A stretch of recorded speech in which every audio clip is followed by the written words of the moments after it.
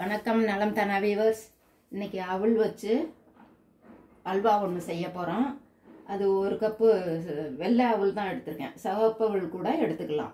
அதில் ஒரு 3 முந்திரி பருப்பு எடுத்திருக்கேன். இதை வந்து கொஞ்சம் நைஸாக அரைச்சி இது என்ன சலிச்சு வச்சுக்கணும். சலிச்சு கொஞ்சம் இந்த திப்பியெல்லாம் இல்லாமல் இருக்கணும். அல்வான்னா கொஞ்சம் வளவளன்னு இருக்கணும். அதுக்காக அந்த திப்பியெல்லாம் எடுக்கிறதுக்காக சலிச்சு வச்சுக்கணும்.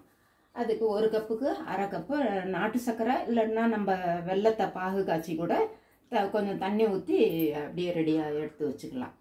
அது ஒரு ஸ்பூன் கடலை மாவு, அதை நெய்யில் வறுத்து இதோட சேர்க்கறதுக்காக ஒரு ஸ்பூன், ஒரு கப்புக்கு இந்த 1 டேபிள் ஸ்பூன் அளவு கடலை மாவு. அதுக்கு ஏலக்காய் வந்து இதுலேயே போட்டு அரைச்சிக்கலாம். நான் தூள் பண்ணி வச்சுருக்கிறதுனால, பொடி பண்ணி வச்சுருக்கிறதுனால அதை போட்டுக்குவோம். நெய், சும்மா ஒரு சிட்டிகை உப்பு, இவ்வளோதான். இப்போ இதை அரைச்சிக்கிட்டு வந்து சலிச்சுட்டு அதுக்கப்புறம் கடலை மாவு வறுக்கையில் நல்லா நைஸாக அரைப்பட்டுருச்சு. இதுவே நல்லா நைஸாக தான் இருக்குது. ஒருவேளை சின்னதாக சத்தமாக இது ஏன்னா கப்பி மாதிரி இருந்துச்சுன்னா அதில் நின்றுக்கும். அதுக்காக நல்லா நிறையா இது அல்வா நல்லா பீஸ் மாதிரியும் போட்டு வச்சுக்கலாம், அப்படியே கெட்டிமாவும் செஞ்சு வச்சுக்கலாம். இந்த எல்லாமே வந்துருச்சு. அப்படி இன்னும் லேசாக மட்டும் இருக்கு. இந்த இவ்வளவு மட்டும்தான் இருக்கு. இப்போ இதை என்ன பண்ணணும்? இதை கொஞ்சம் பால் ஊற்றி கலந்து வச்சுக்கணும். சுட வச்சு ஆறின பால், சூடு பால் ஊற்றலாம். இந்த அவலில் வந்து கெட்டி கெட்டியாக போயிடும் சூடு பால் ஊற்றினோம்னா. அதுக்காக தான் சுட வச்சு ஆறின பாலை கொஞ்சம் ஊற்றி அந்த கொஞ்சம் கொலகொலப்பு தன்மையோட வச்சுக்கணும். இதில் பவுலில் போட்டிருக்கிறேன். பால் வச்சுருந்தா பார்த்துருங்க. இதில் கொஞ்சம் ஊற்றி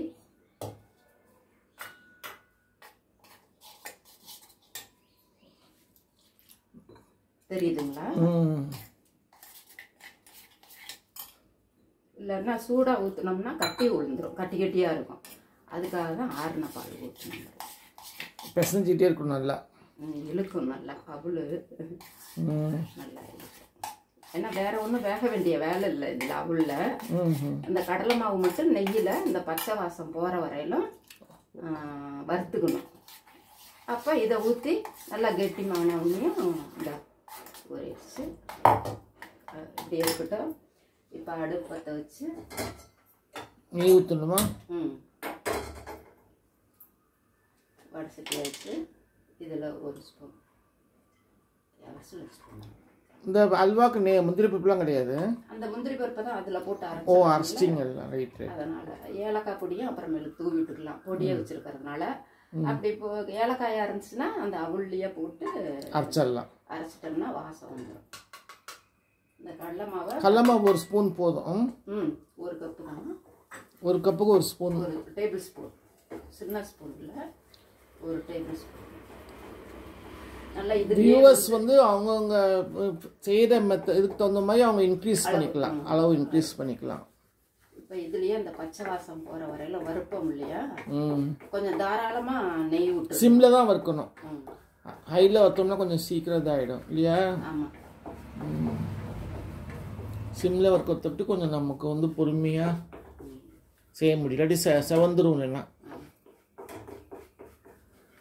இதுக்கு கலர் ஊற்றணுமா? என்ன கலர் வேண்டியதில்லை. இந்த வெள்ளமே கலர் கொடுக்கும். இந்த கொஞ்சம் லைட் ப்ரௌன் கலர் மாதிரி.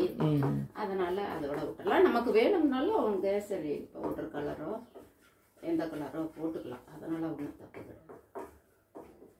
இது நல்லா அப்படி இப்போ நெய்லேயே நல்லா வறுபடுது. ஒரு பக்கம் கையை வைக்க மாட்டேன். இந்த இப்போ வாசமும் வருது, கலரும் சேஞ்ச் ஆகுது பாருங்க. ஆமாம், கடலை வாசமும் நெய் வாசமும் சேர்ந்து வருது.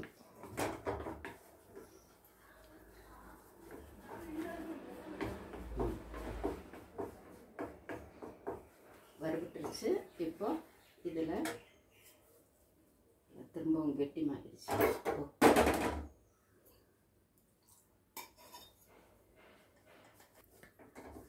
நல்லா வறுபட்டுருச்சு. இப்போ வெல்லத்தை போட்டுறோம்.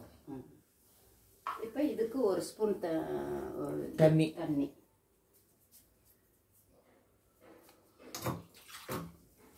சும்மா இந்த மெல்ட் ஆகிறதுக்கு மட்டும்.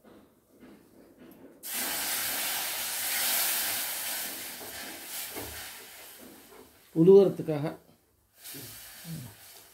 வெள்ளை பாகுன்னு இல்லை வெள்ளம் கரையிறதுக்கு. உடனே இந்த அவல் பொடி பண்ண வச்ச மாவையும் போட்டு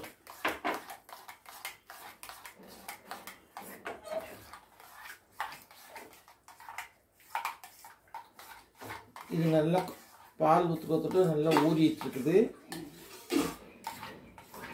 போட்டுடலாம்ல? ஊற்றிடுங்க.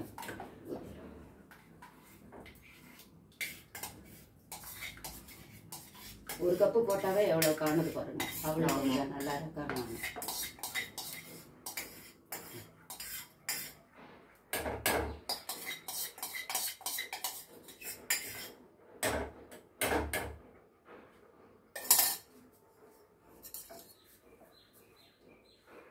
ஒரு சிட்டிகை இந்த இனிப்புலேயும் வெள்ளம் இருக்கும், அது வெள்ளத்துலேயும் உப்பு இருக்கும். இருந்தாலும் சும்மா ஒரு சிட்டிகை அவ்வளோதான்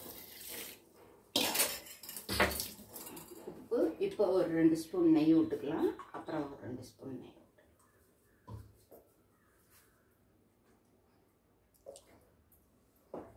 ஏலக்காய் போட்டீங்க? இன்னும் போடுவோம்.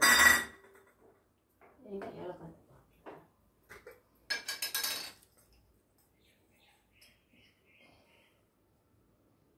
கொஞ்சமாக போடலாம்.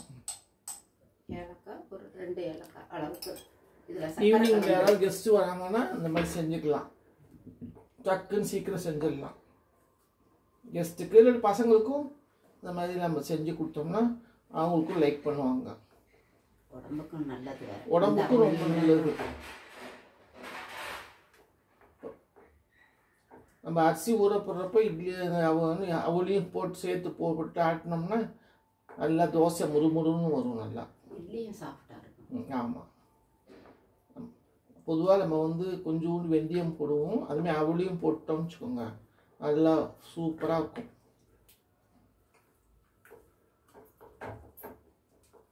நல்லா கிண்டிக்கிட்டே இருக்கணும். நல்லா திரண்டு வரும். இன்னும் நெய் ஊற்றணும். வேக ஊற்றி அந்த கடைசி சமயத்தில் ஊற்றினா தான் பிடிக்காம. இப்போ ஒரு 2 ஸ்பூன் ஊற்றிருக்கேன். நெய் கடைசியில் அப்படியே பிரிஞ்சு வரும்.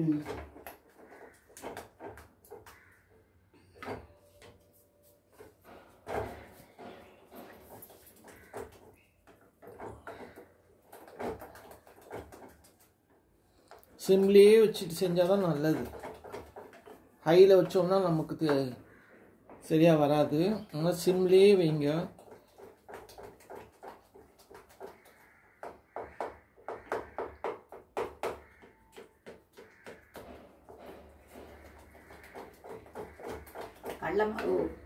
கடலமாவும் முந்திரி பருப்பும் அரைச்சி, கடலமாவும் கலந்துருக்கோம், முந்திரி பருப்பு கொஞ்சம் அரைச்சி கலந்துருக்கோம் இல்லையா, அதனால சாப்பிட்றப்ப டேஸ்டா இருக்கும்.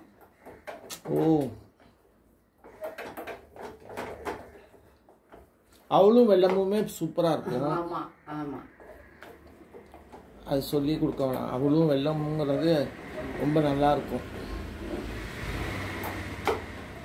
இது நல்லா திரண்டு வருது பாருங்க. ஆனால் நெய் நல்லா இழுக்குது. அவளுக்கு கொஞ்சம் இழுக்கும்.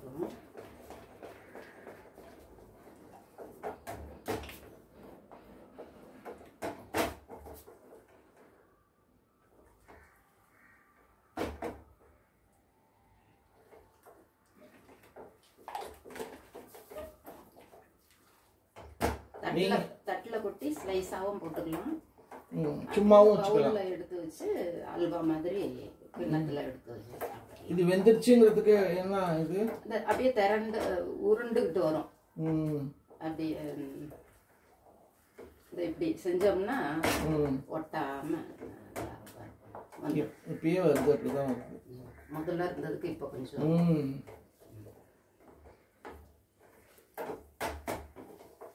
நெய் தான் நிறைய குடிக்குது.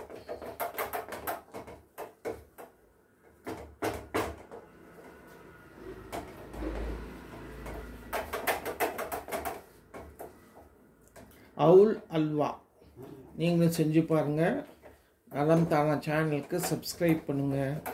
பெல் பட்டன் அமுக்குங்க. நீங்கள் உங்கள் கமெண்ட்ஸ் எல்லாம் நாங்கள் பார்த்தோம். நாங்கள் 15 நாள் வந்து டூர் போயிருந்தோம் தஞ்சாவூருக்கு, என் பொண்ணு வீட்டுக்கு. அங்கேருந்து தான் வீடியோலாம் போட்டோம்.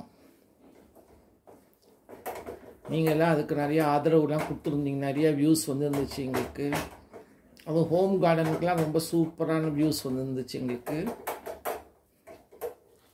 அதுமாரி பக்கோடாவுக்கு நல்லா வந்துருந்தது. உங்களுடைய ஆதரவு எங்களுக்கு எப்போதும் வேணும். இதுக்கும் உங்களுடைய கமெண்ட்ஸ் சொல்லுங்கள். செஞ்சு பார்த்துட்டு சாப்பிட்டு பார்த்துட்டு சொல்லுங்கள் எப்படி இருக்குது அப்படின்னு சொல்லி. பாருங்கள் நல்லா திரண்டு வந்துருச்சு பாருங்கள். நெய் வேணால் இன்னும் கொஞ்சம் ஊற்றிக்கலாம். நாங்கள் போதும்னு விட்டுட்டோம். நெய் வந்து ரொம்ப சேர்த்துக்கிறது கஷ்டம்னு சொல்லிட்டு நாங்கள் விட்டுட்டோம். வேணும்னா நம்ம நெய் நிறையா சேர்த்துக்கலாம். இன்னும் ஒரு 2 ஸ்பூன் நெய் போட்டுக்கிட்டோம்னா இன்னும் கொஞ்சம் நல்லா வரும். பாருங்கள் நல்லா கலரும் பாருங்கள் அப்படி அந்த வெள்ளை கலருக்கு வந்துருச்சு. வெள்ளம் நம்ம போடுறோம்ல நாட்டு சர்க்கரை, அந்த கலருக்கு வந்துருச்சு. Chocolate colour.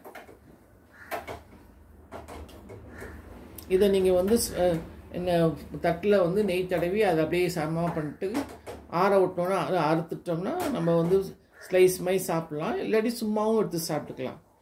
நம்மளுடைய இஷ்டம் தான் அது. பசங்களுக்கும் இது வந்து ஈவினிங் ஸ்நாக்ஸ் மாதிரி நம்ம ஸ்கூல்லேருந்து வந்ததுக்கப்புறம் இதை கொடுக்கலாம்.